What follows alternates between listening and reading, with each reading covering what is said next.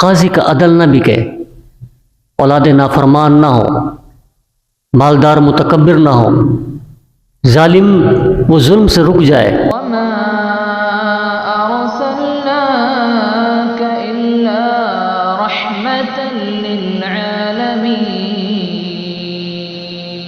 اللہ تبارک و تعالیٰ قرآن پاک میں ارشاد فرماتے ہیں کہ فمن کان یرجو لقاء ربہ فلیعمل عملا صالحا، کہ جو شخص اللہ تبارک و تعالیٰ کی ملاقات کا اس کو انتظار ہو، امید ہو کہ میں نے ایک دن اللہ تبارک و تعالیٰ سے ملنا ہے، جانا ہے، تو فلیعمل عملا صالحا، فرمایا کہ اس کو چاہیے کہ وہ اچھے اور نیک عمل کرے، ولا یشرک بعبادت ربہ احدا، اور اللہ تبارک و تعالیٰ کے ساتھ کسی کو شریک نہ ٹھہرائے۔ کفر سے اسلام میں داخل ہونے کے بعد جب انسان مسلمان ہو جاتا ہے، ایمان کی حالت کے اندر، ظاہر ہے مسلمان ہے، غلطی کوتاہیاں، جرم، گناہ سرزد ہو سکتے ہیں۔ فرمایا کہ اسلام میں سب سے بڑا جرم کسی کو ناحق قتل کرنا ہے۔ وہ مسلمان جو بغیر توبہ کے مر گئے اور دوزخ میں چلے گئے، ان دوزخیوں میں سب سے زیادہ عذاب اس شخص کو ہوگا جس نے کسی کو ناحق قتل کیا ہوگا۔ اور فرمایا کہ دوسرے نمبر پر وہ شخص جو سود کھانے والا ہے، اس کو سب سے زیادہ عذاب ہوگا۔ کفر سے اسلام میں داخل ہونے کے بعد یہ دو جرم ایسے ہیں جو سب سے بڑے ہیں، کسی کو ناحق قتل کرنا اور سود کھانا۔ ایک بوڑھا آپ صلی اللہ علیہ وسلم کی خدمت میں ایسے لاٹھی ٹیکتا ہوا حاضر ہوا، اور ایسے جیسے اس کو نظر نہ آ رہا ہو، ایسے محسوس ہو رہا تھا۔ کہنے لگا کہ یا رسول اللہ، میں بدکار بوڑھا ہوں، زندگی کے اندر کبھی کوئی نیکی نہیں کی، اپنی پچھلی زندگی کی طرف جب نگاہ دوڑاتا ہوں، دیکھتا ہوں پیچھے مڑ کر، تو مجھے نیکی کی کوئی کرن نظر نہیں آتی۔ یعنی کہ ساری زندگی 50 سال گزرے، 60 سال گزرے، 70 سال گزرے، ان 70 سالوں میں مجھے کوئی نیکی ایسی نظر نہیں آتی جو میں نے کی ہو۔ کہنے لگا کہ کیا میری توبہ قبول ہو جائے گی؟ میں اب توبہ کرتا ہوں۔ اللہ کے نبی نے فرمایا کہ اگر تو سچے دل سے توبہ کر لے، اللہ تبارک و تعالیٰ تیرے سارے پچھلے گناہ وہ معاف کر دیں گے۔ تو وہ بوڑھا بڑا حیران ہوا اور کہنے لگا کہ کیا واقعی میرے سارے پچھلے گناہ معاف ہو جائیں گے، میری توبہ قبول ہو جائے گی؟ اللہ کے نبی نے فرمایا کہ ہاں، تیرے سارے گناہ معاف، تیری توبہ قبول ہو گئی۔ اسے پھر بھی یقین نہیں آیا، بھلا ایسے کیسے ہو سکتا ہے کہ ساری زندگی گناہ کیے ہوں اور ساری زندگی گناہوں سے بھری ہوئی ہو، اور صرف ایک بول پر، ایک لفظ پر وہ معاف کر دیتا ہو؟ انسانی عقل ہے نا۔ اگر کوئی کسی کے ساتھ ناراض ہو، ہمارے اپنے معاشرے کے اندر کوئی بھائی بھائی کے ساتھ ناراض ہو، دوست کے ساتھ ناراض ہو، رشتہ داروں کے ساتھ کسی کے ساتھ اس کو ناراضگی ہو، تو کتنی منتیں کراتے ہیں راضی ہونے کے لیے، خوش ہونے کے لیے۔ ایک مرتبہ کہنے سے تو وہ بھی معاف نہیں کرتے، باپ اور ماں وہ بھی معاف نہیں کرتے، ایک مرتبہ اگر معافی مانگو وہ بھی انتظار کرواتے ہیں۔ تو بڑا حیران ہوا کہ میرے ایک بول پر اللہ نے میرے سارے معاف کر دیے۔ 2 مرتبہ، تیسری مرتبہ پھر اللہ کے نبی کے پاس حاضر ہوا، یقین نہیں آ رہا تھا کہ کیا واقعی میرے اللہ نے مجھے معاف کر دیا، میرے گناہ معاف ہو گئے، میری توبہ قبول ہو گئی۔ اللہ کے نبی نے ہنس کے فرمایا، اللہ کے بندے، اللہ نے تیری توبہ پر تیرے سارے گناہ معاف کر دیے۔ تو بوڑھا وہ رونے لگا، آنسو اس کے بہنے لگے اور کہنے لگا کہ مجھے نہیں پتا تھا کہ میرا رب، میرا اللہ اتنے کرموں والا ہے، اتنا فضل اور انعام اور کرم کرنے والا ہے، مجھے نہیں پتہ تھا۔ تو فمن کان یرجو لقاء ربہ فلیعمل عملا صالحا، اللہ تبارک و تعالیٰ قرآن پاک میں فرماتے ہیں کہ جو شخص میری ملاقات کا یقین رکھتا ہے نا، جس کو پتہ ہے کہ اس نے میرے پاس آنا ہے، تو اللہ تعالیٰ حل بتا رہے ہیں اس کا کہ فلیعمل عملا صالحا، تو اس کو چاہیے کہ وہ نیک عمل کرے۔ اگر میرے پاس آنے کا اس کو یقین ہے، اگر نہیں ہے تو پھر نہ کرے۔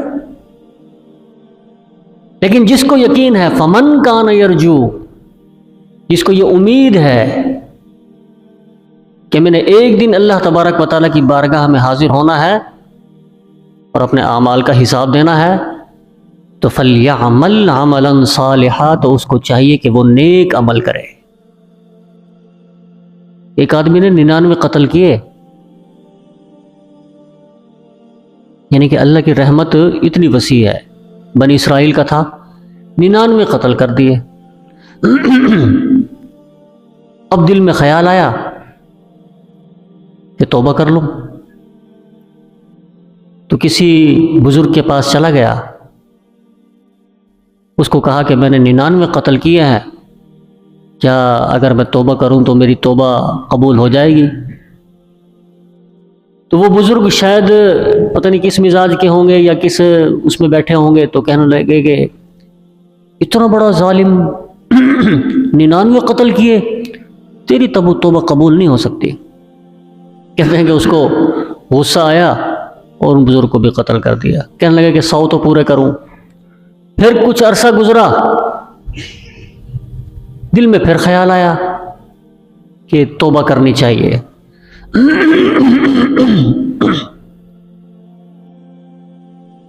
پھر کسی عالم کے پاس چلا گیا،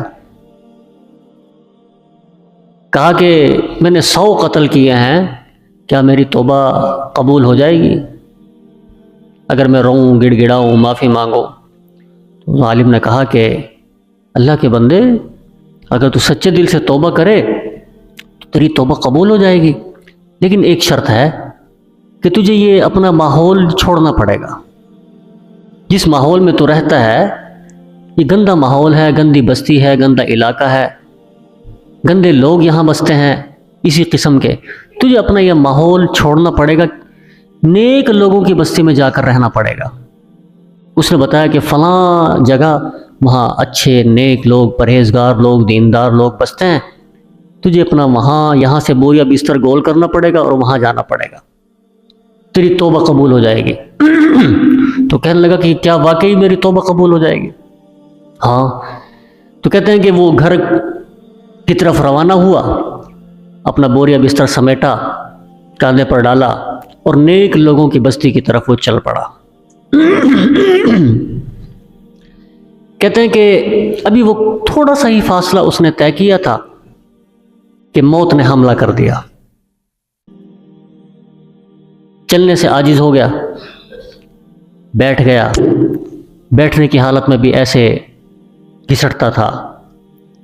موت نے شدید حملہ کیا، اب وہ بیٹھنے سے بھی عاجز ہو گیا، زمین پر لیٹ گیا اور لیٹتے ہوئے وہ ایسے گھسٹ رہا ہے۔ کہتا کہ موت نے حملہ کیا، اس حالت میں اس کے ہاتھ نیک لوگوں کی بستی کی طرف ایسے پھیلے ہوئے تھے کہ میں کسی طریقے سے ان نیک لوگوں کی بستی کی طرف پہنچ جاؤں۔ روح قبض ہو گئی، نیکی کا فرشتہ بھی آ گیا اور جو جہنم کا داروغہ تھا وہ بھی آ گیا۔ اب جو جنت کا فرشتہ تھا جو نیک روح لے کر جانے والا تھا، اس نے کہا کہ یہ تو ہم نے لے کر جانا ہے، کیونکہ اس نے توبہ کر لی تھی اور نیک لوگوں کی بستی کی طرف یہ جا رہا تھا، تو یہ تو ہمارا ہے۔ تو جو جہنم کی طرف لے کے جانے والا فرشتہ تھا وہ کہنے لگا کہ یہ تو بدکار ہے، ابھی اس نے توبہ پکی کہاں کی تھی، اس کی توبہ پوری نہیں ہوئی تھی، ابھی نیک لوگوں کی بستی سے تبھی کافی دور تھا، یہ ہمارا ہے۔ اب ان دونوں میں وہ تکرار ہونا شروع ہو گیا۔ اللہ تبارک و تعالیٰ نے اس واقعے کو، اس قصے کو، اس فیصلے کو قائم رکھنا تھا لوگوں کو بتانا تھا، اللہ تبارک و تعالیٰ نے آسمان سے ایک تیسرے فرشتے کو بھیجا، فیصل بنا کر، قاضی بنا کر کہ جاؤ ان کے درمیان فیصلہ کرو۔ وہ فرشتہ آیا اور آ کر کہنے لگا آپ ایسا کرو کہ زمین کی پیمائش کرو، جس جگہ یہ فوت ہوا ہے اس جگہ سے اس کے گھر کی پیمائش کرو، اور جو نیک لوگوں کی بستی ہے وہاں کی پیمائش کرو۔ اگر یہ اپنے گھر سے نیک لوگوں کی بستی کی طرف جو جا رہا ہے، اگر اس کا فاصلہ کم ہے اور نیک لوگوں کی بستی ابھی دور ہے تو اس کو جہنم کا فرشتہ لے جائے گا، اور اگر یہ نیک لوگوں کی بستی کے قریب پہنچ چکا ہے تو اس کو نیکی کا فرشتہ اور جنت کا فرشتہ لے جائے گا۔ کہتے ہیں کہ جب پیمائش شروع کی گئی تو در حقیقت تو ابھی وہ گھر سے ہی نکلا تھا نا، نیک لوگوں کی بستی تو بہت دور تھی۔ اگر پیمائش کی جاتی تو اس کو جہنم کے فرشتے اس کو لے جاتے، لیکن قانون بھی اللہ کا، زمین بھی اللہ کی، فرشتے بھی اللہ کے، فیصلہ بھی اللہ ہی نے کرنا تھا۔ اللہ تبارک و تعالیٰ نے گھر والی زمین کو حکم دیا کہ اے زمین تو پھیل جا۔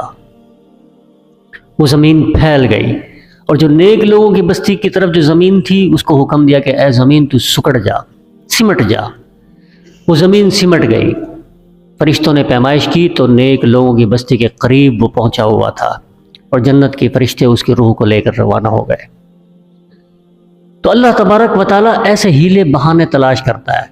ہماری زندگی کا مقصد اللہ تبارک و تعالیٰ کی ذات کو منانا ہے۔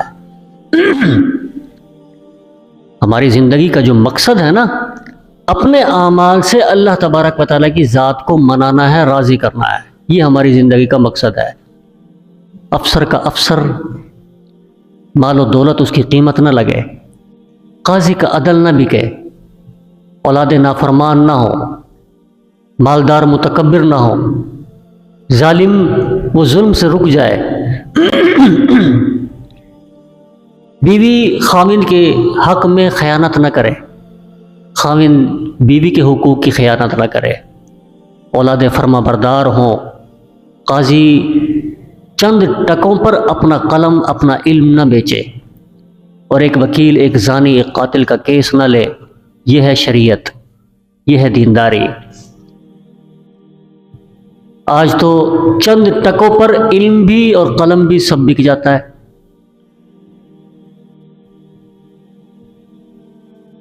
جس معاشرے کے اندر ایک وکیل ایک قاتل اور ایک زانی کا، ایک ڈاکو کا کیس لڑنے کے لیے تیار ہو جائے، وہ معاشرہ اگر زندہ بھی ہے تو بہت بڑی بات ہے۔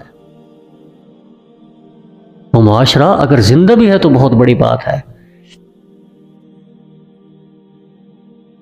تو مقصد کہنے کا یہ ہے کہ ہمارے ہر عمل ایسا ہو کہ اس میں اللہ تبارک و تعالیٰ کی رضا ہمارے حاصل ہمیں ہو جائے، کہ اللہ کی رضا حاصل ہو، یہ ہماری نیت ہونی چاہیے۔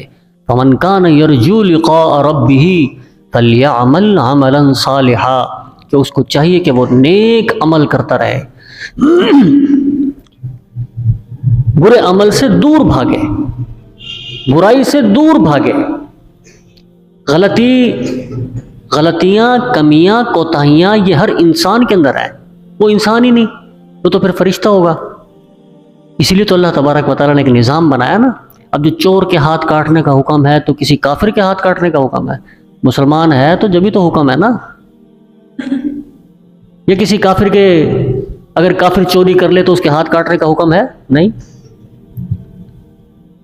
شادی شدہ ہے، زنا ہو جائے تو سنسار کا حکم مسلمان کو ہے نا، کسی کافر کا تو نہیں ہے۔ تو یہ ساری چیزیں مسلمان ہونے کے باوجود، یہ جو سزائیں ہیں، یہ حدود ہیں، یہ مسلمان ہونے کے بعد کی ہیں، کہ آخرت کے اندر اللہ تبارک و تعالیٰ کچھ تخفیف کر دے گا۔ کیوں؟ اس لیے کہ اللہ تبارک و تعالیٰ یہی چاہتا ہے کہ یہ میرا بندہ، یہ مسلمان ہے، جنت تو اسی کے لیے بنی ہے نا۔ تو ایسی تہذیب اور ایسا معاشرہ، ایسی معاشرت، جو معاشرت اللہ کے نبی لے کر آئے، ہم پتہ نہیں کس مغرب کی تہذیب کے پیچھے لگ چکا ہے، جہاں بچہ پیدا ہوتا ہے اس کو یہ نہیں پتا کہ میرا باپ کون ہے، بچہ پیدا ہوتا ہے نہیں پتا ماں کون ہے، بڑا ہوتا ہے تو اس کو ماں باپ نہیں ملتے، اور جب وہی اولاد جوان ہو جاتی ہے تو بیوی نہیں ملتی، بیوی کو خاوند نہیں ملتے، خاوند کو بیوی نہیں ملتی، اور جب والدین بوڑھے ہو جاتے ہیں تو بڑھاپے کی حالت میں اولاد نہیں ملتی جو فرما بردار ہو۔ یہ مغرب کا معاشرہ ہے، مغرب کی تہذیب ہے۔ اور جو ہمارے مشرق کی تہذیب ہے، دین کی اور اسلام کی تہذیب ہے، جو نبی کریم صلی اللہ علیہ وسلم کی ذات لے کر آئی۔ یہ کہتے ہیں کہ جس وقت حضرت خالد بن ولید رضی اللہ تعالی عنہ انہوں نے دمشق فتح کیا نا، تو روم کا جو بادشاہ تھا نا، قیصر لقب ہوتا تھا، ہر بادشاہ کو قیصر کہتے تھے جو روم کا بادشاہ ہوتا تھا، اور جو ایران کا بادشاہ ہوتا تھا اس کو کسریٰ کہتے تھے۔ نبی کریم صلی اللہ علیہ وسلم کے دور کے اندر جو قیصر اور کسریٰ تھے وہ بڑے مشہور تھے، دو بڑی طاقتیں تھیں۔ حضرت خالد بن ولید نے جس وقت دمشق فتح کیا تو روم کے بادشاہ کی جو بیٹی تھی نا وہ قیدی بن کر آ گئی، پکڑ لی غلام کنیز بن کر۔ جس وقت حضرت خالد بن ولید رضی اللہ تعالیٰ عنہ ان کو پتہ لگا کہ روم کے بادشاہ کی بیٹی وہ قیدی ہے، تو فوراً حکم دیا کہ اس کے ساتھ ساتھ جتنی بھی اس کی کنیزیں ہیں، ملازمیں ہیں، خادمائیں ہیں، ان کو سب کو باعزت طریقے سے اس کے باپ تک پہنچاؤ۔ اور روایات کے اندر آتا ہے کہ اپنے 400 سپاہیوں کا جو خصوصی ان کا دستہ تھا، ان کی نگرانی میں وہ روم کے بادشاہ کی بیٹی اس کے باپ تک پہنچائی گئی۔ کہتے ہیں کہ جب وہ بیٹی باپ کے پاس پہنچی، باپ نے جب یہ عزت اور احترام، یہ اکرام دیکھا تو اس کی آنکھوں میں آنسو آ گئے قیصر کے۔ کہنے لگا کہ جس قوم کے یہ اخلاق ہوں اس قوم کو دنیا کے فاتح ہونے سے کوئی طاقت نہیں روک سکتی۔ جس قوم کے یہ اخلاق ہوں کہ غیر کی بیٹی کو اتنی عزت اور اتنا احترام اور اتنا اکرام، تو وہ اپنی بیٹی کے ساتھ کیا معاملہ کرتا ہوگا۔ تو ایسے معاشرے اور ایسی تہذیب اور ایسی معاشرت کی ہمیں ضرورت ہے۔ آج تو ہمارا معاشرہ یہ مغرب کے پیچھے لگا ہوا ہے، ایک ہی بینچ پر لڑکا اور لڑکی بیٹھ کر تعلیم حاصل کرتے ہوں، موٹر سائیکل بیچنی ہو تو بغیر عورت کے نہیں بکے گی، فریج بیچنا ہو بغیر عورت کے ایڈورٹائز کے نہیں بکے گا، کوئی بھی چیز بیچنی ہو، سگریٹ بیچنی ہو، بوتل بیچنی ہو، جب تک ہم عورت کی تصویر نہیں لگائیں گے وہ بکے گی نہیں۔ یہ ہے وہ مغرب کی تہذیب۔ اور جو اسلام کی اور دین کی نبی کریم صلی اللہ علیہ وسلم کی تہذیب ہے، وہاں یہ ہے کہ غیروں کی بیٹی کو عزت اور احترام کے ساتھ، اکرام کے ساتھ باپ تک پہنچایا جا رہا ہے۔ ہم بھلے سے لاکھ ایٹمی طاقت اور قوت بن جائیں، لیکن اگر ہمارا معاشرہ اسلامی معاشرہ نہیں، وہ معاشرت نہیں، وہ تہذیب نہیں، تو ہم ناکام ہیں۔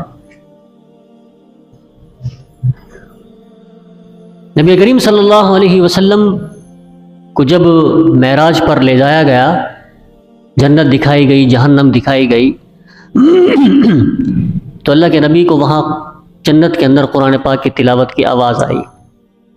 فرشتوں سے پوچھا کہ یہ کس کی ہے؟ کہنے لگے کہ یا رسول اللہ، یہ آپ کے غلام نعمان بن حارثہ رضی اللہ تعالیٰ عنہ، یہ ان کے قرآن پاک کے پڑھنے کی آواز ہے۔ اللہ کے نبی حیران ہوئے، فرمایا کہ نعمان تو مدینے میں ہے، یہ آواز جنت میں کیسے آ رہی ہے؟ تو فرشتوں نے کہا کہ اللہ کے نبی وہ اپنے والدین کے بڑے فرما بردار ہیں، خدمت کرنے والا ہے، ماں باپ کی بڑی خدمت کرتا ہے۔ اس خدمت کے اجر اور صلے کے بدلے میں اللہ تبارک و تعالیٰ نے ان کو یہ انعام دیا کہ قرآن مدینے میں پڑھتے ہیں اور آواز جنت میں آتی ہے۔ اللہ کے نبی نے فرمایا کہ جو شخص صبح سویرے اٹھنے کے بعد اگر والدین حیات ہیں، والدہ زندہ ہے یا والد زندہ ہے، فرمایا کہ ان میں سے کسی کی صرف زیارت کر لے، مطلب دیکھ لے، ناشتے کا نہ پوچھے، طبیعت کا نہ پوچھے، کوئی حال احوال نہ پوچھے، اللہ کے نبی نے فرمایا کہ صرف زیارت کر لے، دیکھ لے صبح اٹھنے کے بعد سب سے پہلے، فرمایا کہ اللہ تبارک و تعالیٰ صبح سے لے کر شام تک اس کے لیے جنت کے 2 دروازے کھول دیتا ہے کہ وہ جس دروازے سے چاہے جنت کے اندر داخل ہو جائے۔ صرف دیکھنے پر اتنا بڑا انعام. اور آج تو ایسا معاشرہ ہو گیا کہ عرصہ ہی ہو جاتا ہے دیکھے ہوئے. جس وقت والدین باپ سویا ہوا ہوتا ہے تو وہ بچے سکول جا رہے ہوتے ہیں، اور جب سکول سے واپس آتے ہیں تو باپ ڈیوٹی پر ہوتا ہے یا کام پر ہوتا ہے، دکان پر ہوتا ہے. رات کو دیر سے لیٹ آتا ہے تو بچے سوئے ہوئے ملتے ہیں. یعنی کہ ایسی ترتیب بنی ہوئی ہے. فرمایا کہ صرف اپنے ماں باپ کو دیکھنے سے، زیارت کرنے سے اللہ تبارک و تعالیٰ جنت میں اس کے لیے 2 دروازے کھول دیتا ہے. کتنا بڑا انعام اور کتنا بڑا اکرام ہے. یہ ہے وہ ہماری تہذیب اور ہماری معاشرت. ہم اس کو چھوڑنے پر تلے ہوئے ہیں. اگر ہم نے کامیاب ہونا ہے تو ہمیں آج سے 1400 سال پہلے ہمیں پیچھے جانا پڑے گا. ہمیں وہی چیزیں اپنانی پڑیں گی جو آج سے 1450 سال پہلے تھیں، پھر ہم کامیاب ہوں گے. تو فرمایا کہ فمن کان یرجو لقاء ربہ فلیعمل عملا صالحا.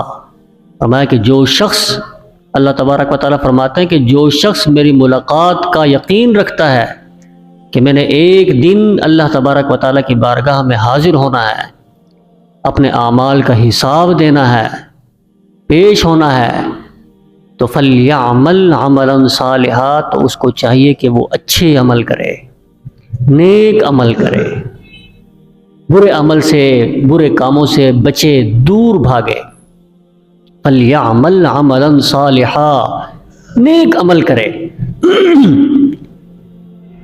جتنی نیکیاں زیادہ، اور پھر ان اعمال کی جو بنیاد ہے نا وہ بھی نیت کے اوپر ہے. یہ بھی خاص خیال ہو. حدیث کے اندر آتا ہے کہ انما الاعمال بالنیات، بڑی مشہور حدیث ہے کہ اعمال کا دار و مدار وہ نیتوں پر ہے. کہ جتنی نیت ہماری اچھی اتنا ہمارا عمل اچھا، نیت بری عمل برا. تو اللہ تبارک و تعالی ہمیں نیک عمل کرنے کی توفیق عطا فرمائے. وآخر دعوانا الحمدللہ رب العالمین.